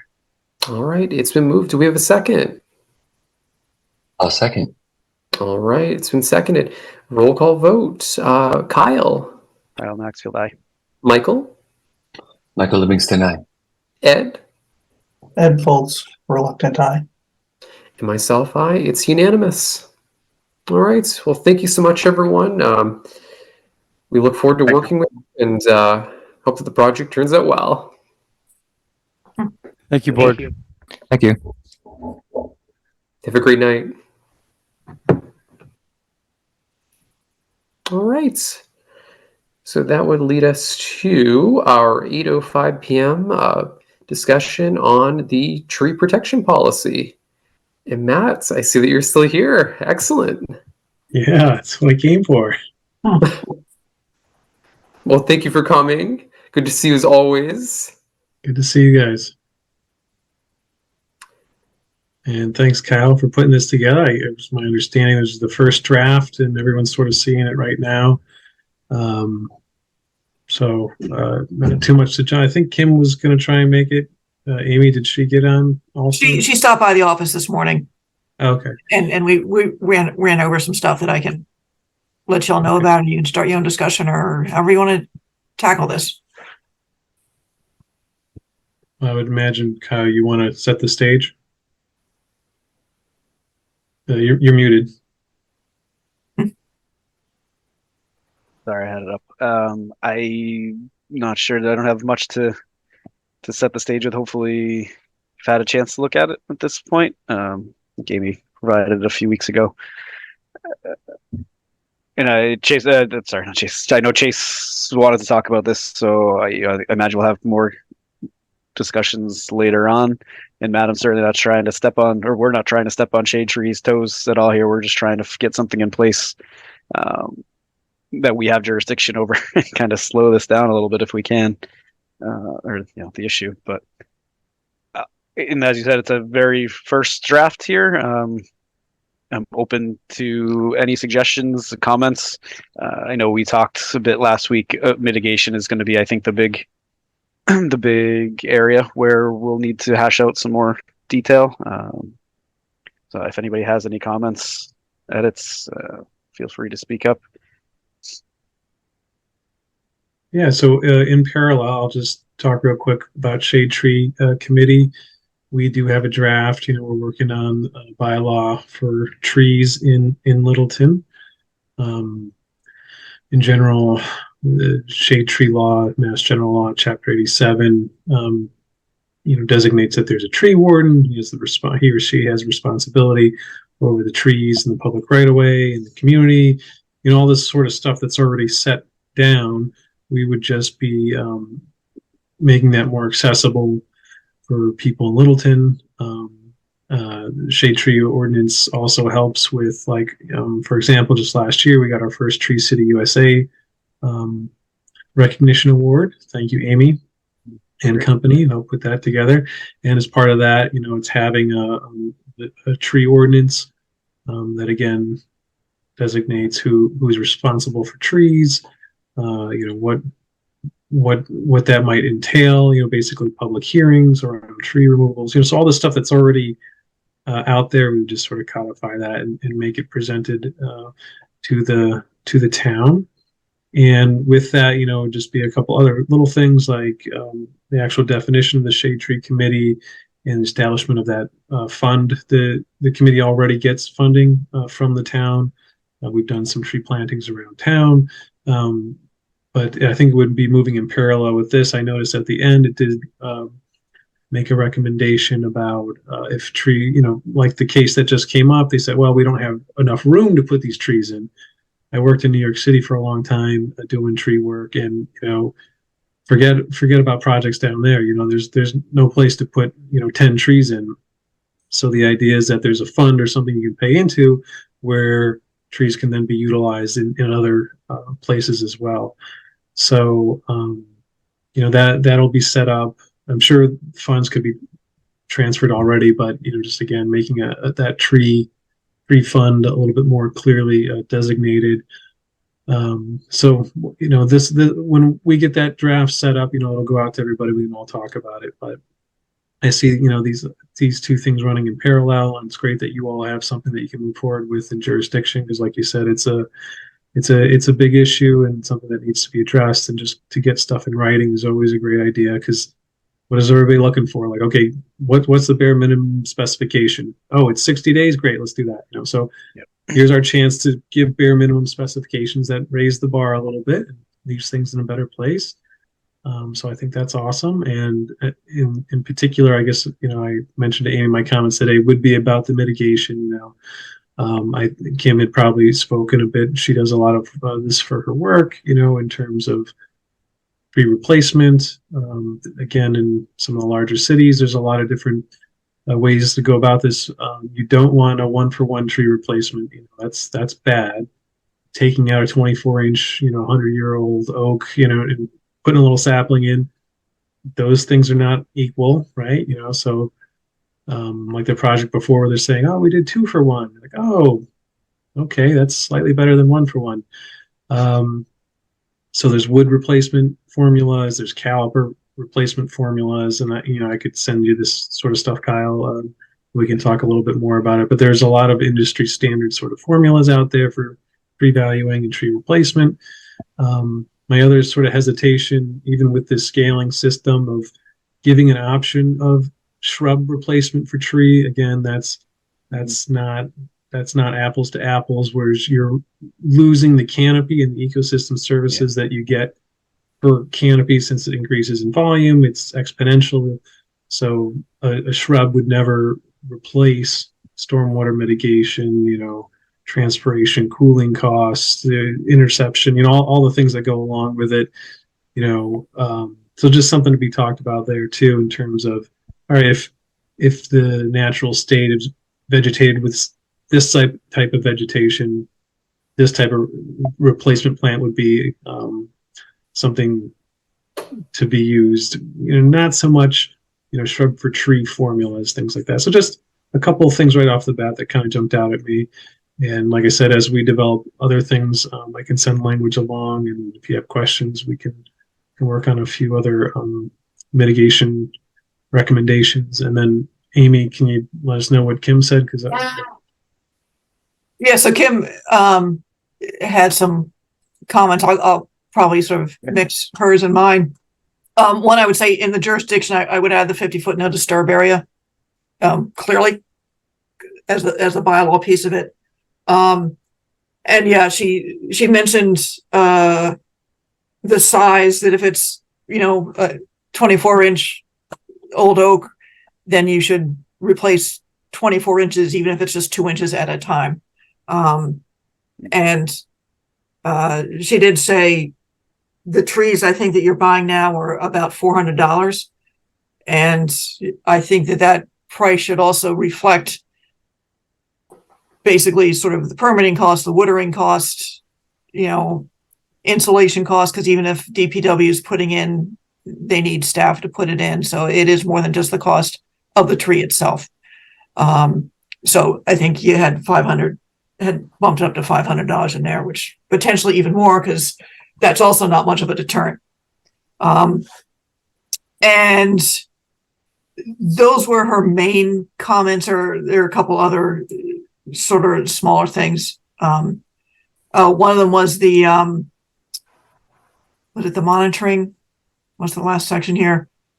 Where it says the commission, the second to last paragraph, the commission and or its agents will perform a site walk approximately 6 months. Like, yeah, no, we got to put that back on the applicant to come forward or something, tied to a certificate of compliance or something like that, because there's no way we're going to be able to track when a tree was put in and remember to go back in 6 months and see if it's still alive. Yeah, so instead of site visits, it should be more what we just talked about with that last project. It will be monitoring reports. Yeah, exactly. We'll have to submit some sort of monitoring reports at the end of these years. Yeah. Not to mention, I'm no kind of arborist. I can't always tell when a tree is stressed. I can probably tell you when one's dead, but it's like not always easy to tell. No, it's not always easy to tell. And my only other Well, one of my main things I want to keep in mind is how this applies to a person who's taking down one hazard tree.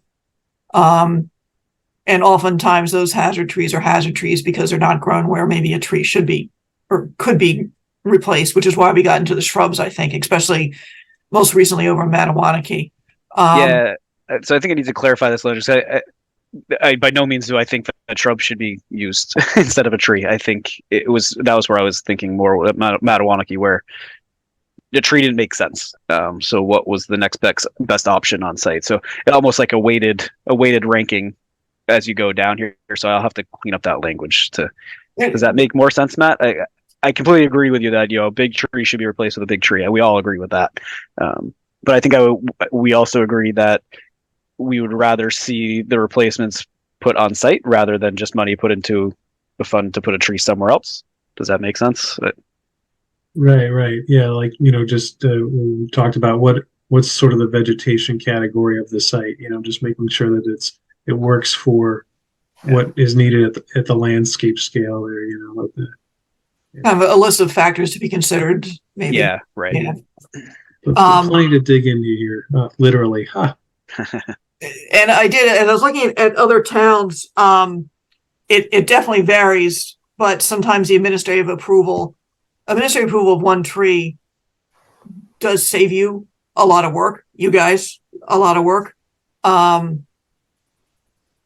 often it's more than one tree that someone wants to take down because they got to take the two, trees that are hitting each other, and then they got to file an RDA, and it gets into the expenses. So I'd like to at some point talk about maybe either making the administrative approval up to 2 to 3 trees, and then up maybe from 3 to 5 trees, we might be able to develop a process short of an RDA and a $300 public notice and all the rest of that stuff that goes with it. And then the really big projects that are taking down, 5 or more trees. Because it's really going to vary. If someone needs to take down a tree to, expand their garage, might be viewed differently than someone who's coming in and building 50 houses and taking down acres. Yep. And the only other thing I think, and I think that it needs to be worked out, and it can be down the road too, of where the money goes. Because it can certainly go into shade tree, but if this is something like Amazon, who suddenly offers $40,000, it might make more sense for this fund to be broader, that it could be used, for example, as purchasing woodland and protecting woodland rather than just planting trees. Sure. That makes perfect sense. Yeah, the only reason. But then, of course, then we have to decide who's going to use the money and how it's going to. So it's the whole thing. Yeah, I had put shade tree because I guess for some reason in my head that was where that Amazon money went. But if it goes to us, we can discuss. Maybe just change it to a fund managed by, Yeah, apparently there used to be a land acquisition fund or land conservation fund or something, even before the Oak Hill one, where money had kind of been, or put it into the CPC conservation fund. I don't know. But those funds couldn't be used for shade trees. That wouldn't necessarily work. But I think if we just have the idea that there's money going somewhere and worry about the details a little bit later. I mean, we could make this more broad too, to just say, payment of blah, blah, blah should be made to, the appropriate committee committee as deemed appropriate by the Conservation Commission, so that if it is 3 trees or something, then that can go towards shade tree. But if it's a significant volume or significant quantity of money, then maybe we decide to put that into our revolving fund. Or, I don't know. Do we have to specify? I don't know, and I think that's going to be one for town council. Yeah, because council's going to. When we get down to it, is that because also if you start putting money in one sense, it's easier to shade tree because it's very clearly where the money is coming out. But if you put it into some other account, do you have to count that we're putting $500 from this guy's tree and that $500 from this guy's tree going here? the accounting could get messy. But I'm sure town council would have many suggestions. And also the sort of the final location of the tree, so shade tree we're going to be planting on public lands, but what if there's more work to be done on other jurisdictional, areas? I'm just allowing yourself plenty of flexibility for restoration work. Because you're within, what is it, 20 feet of a roadway or something? Yeah, essentially. Yeah. So if we wanted to replant, I don't know, Cloverdale or something, shade tree. Right, that's what I'm saying. Allowing more flexibility, Yeah. But again, public land. So if it's a town-owned park, parcel or whatever. I don't know how these departments, they try to get them all to talk to each other. It always feels impossible. So best of luck. And then staff changes, then you're dead. So yeah, problems for future us. But yeah, and then one last thing I'd say too, just planting standard specifications. We'll, in our guidelines, we'll be referencing industry standards, ANSI standards. So that we make sure that even when we do get the trees, everything's spec'd out, then we get planted, we go back, we look at it, and it's like, oh, you've done it wrong. Trees are too deep. They're going to get stressed. They're going to have issues, just to make sure everything has the language for industry standards that we can point to and say, this is what we want. This is how we want it planted. Because I hate to say it, not 9 times out of 10, but maybe 8 times out of 10, you get a landscape contractor who's like, oh yeah, I planted a bunch of trees and the trees are too deep. The cages are left on, they're not exposing the root flare, just all little things. So, get that cleared up. Is what you guys working on going to talk about this mitigation and stuff, or is it really? I don't know. Definitely have the planting specifications. Yeah. I don't know. I haven't looked at it in a while. Shame on me. This is our winter project, so we'll be digging it up in short order and looking at it again. It may have some language, but again, we'll kind of work in parallel on that.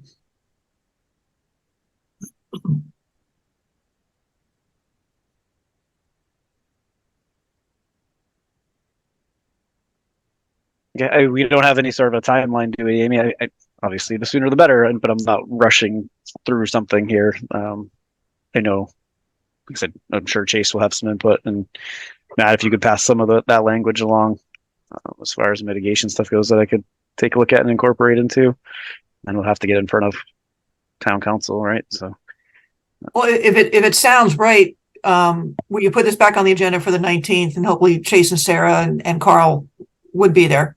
I think Andrew's the only one who's going to miss that one, so we can get a little more input.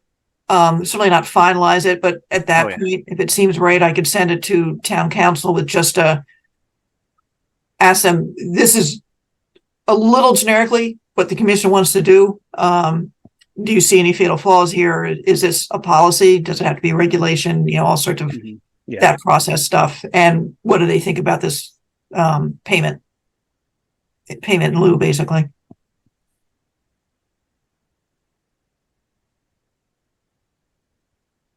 Okay. I swear to God, for me, if it's more than one page, it's not a policy. And boy, as soon as it touches money, I'm like, yeah, I don't know.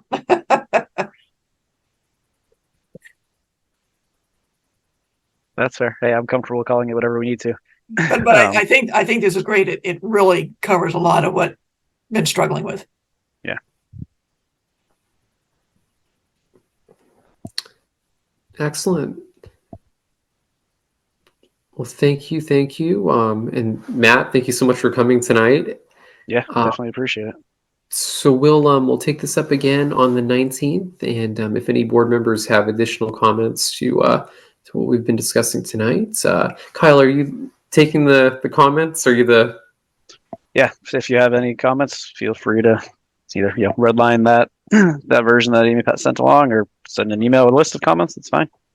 Whatever is easier for you.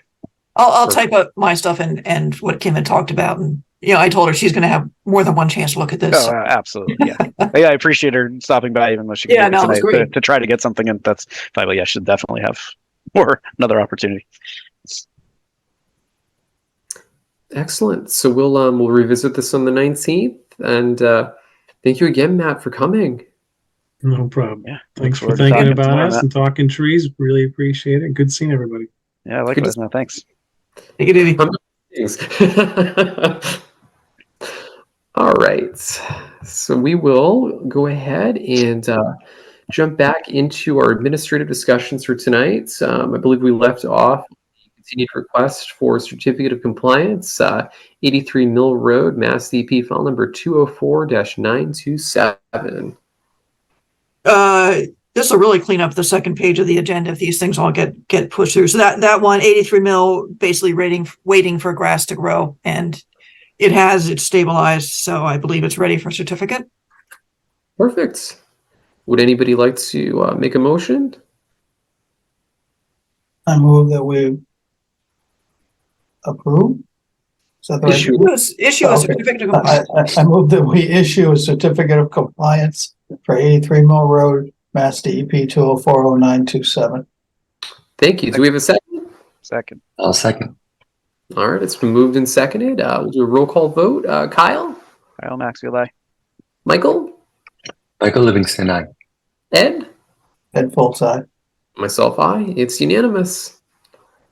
All right. Perfect. 15 Grimes, same thing, basically waiting for grass to grow. And that one also can have there was an enforcement order out there. That was the first house they started working on, and they got a little happy out there in the buffer zone. Oh, they excavated They closer restored to that stream that's area. actually, yeah. So that's been restored for a while.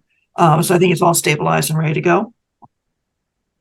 Excellent. And there's no existing enforcement order on the site. It needs to issue the certificate of compliance and close out the enforcement order. So, Okay.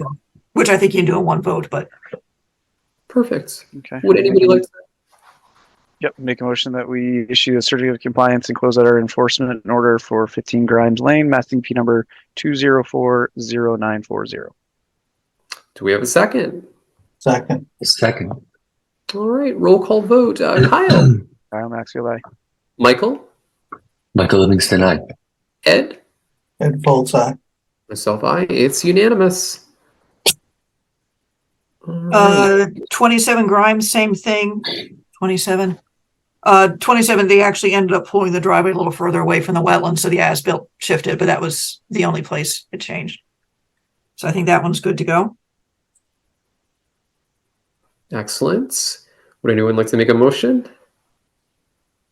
I'll move to issue a certificate of compliance for 27 Grimes Lane, Mass DEP number 204-0970. Do we have a second? Second. All right, roll call vote. Kyle? Kyle Maxfield, aye. Michael? Michael Livingston, aye. Ed? Ed Foltz, aye. Myself, aye. It's unanimous. And last but not least, 19 Grimes, same thing, waiting for it to stabilize, and it has stabilized. Excellent. Do we have a motion? Yep, I'll make a I'll motion. move to issue a certificate of compliance for 19 Grimes Lane, Mass DEP number 204-0969. Excellent. Do we have a second? Second. All right, roll call vote. Kyle? Kyle Maxfield, aye. Michael? Michael Livingston, aye. Ed? Ed Foltz, aye. And myself, aye. It's unanimous. Oh, we took care of a bunch of certificates of compliance. Finally, man. Grimes Lane is busy. Busy street. All right. Amy, you made me think of looking at that second page, and I'm going to bring it up again. Have you heard anything else about Healy Corner lately? On what was it? Healy Corner. They continued to February 7th. They're still. Oh, that's supposed to be 2024. Okay, it says 2023, but I thought that looked like a new date. Thank you. That's fine. No, it I have a seemed hard that was time obvious. making that switch. That's what it is. So, I mean, they had continued to October at one point, and then November. Like, what? The rumor continues to be, I think it's getting close, but then, so I believe some of them think they're getting close to settling on the appeal for the planning board. That's all I know. I think they're still hitting some snags, so I'm not sure. That's what they're hammering out. Gotcha. Okay. They're going to be reapplying at some point, right? This is like, this is. Well, I did the Acton Town Council advised on a similar project in Acton that they would just have to renotice everything, not necessarily reapply. If I recall, and my God, it's been a year or something, I don't know. Littleton Town Council, I think it said reapply. So once they actually get there, I'll go back. And I think, Well, what will that do for, I mean, just for our board alone? We have, what, 2, 3 new, I mean, right now it's which is me why and Andrew, they'd right? have to renotice because So you're down, I think, 2 people renoticing would do it? Okay. I that's as long as that would bring it back into a clean slate for our board. That's fine. Yeah, I told the applicant, your councils to decide what you can live with because you're at risk of being appealed if somebody doesn't like it. Is there any update on on 20 Cleveland? That was the turtle one, wasn't it? That was the sand. Yeah, she was waiting for someone to come pull down the tree that had fallen in the water. And I'm not clear if that had happened. And then we all kind of agreed that she's not going to be planting until next spring at this point. But it's, or at least it was stable last time I looked at it. All right. Are there any other administrative updates that anyone would like to tackle before we make the last motion of the night? All right. Hearing none, would somebody like to make that last motion of the evening? I'll do it. I move that we close the meeting. Do we have a second? Second. All right. Last roll call vote of the night. Kyle. Kyle Maxfield, aye. Michael. Michael Livingston, aye. Ed. Ed Foltz, aye. Myself, aye. We're adjourned. And I will see you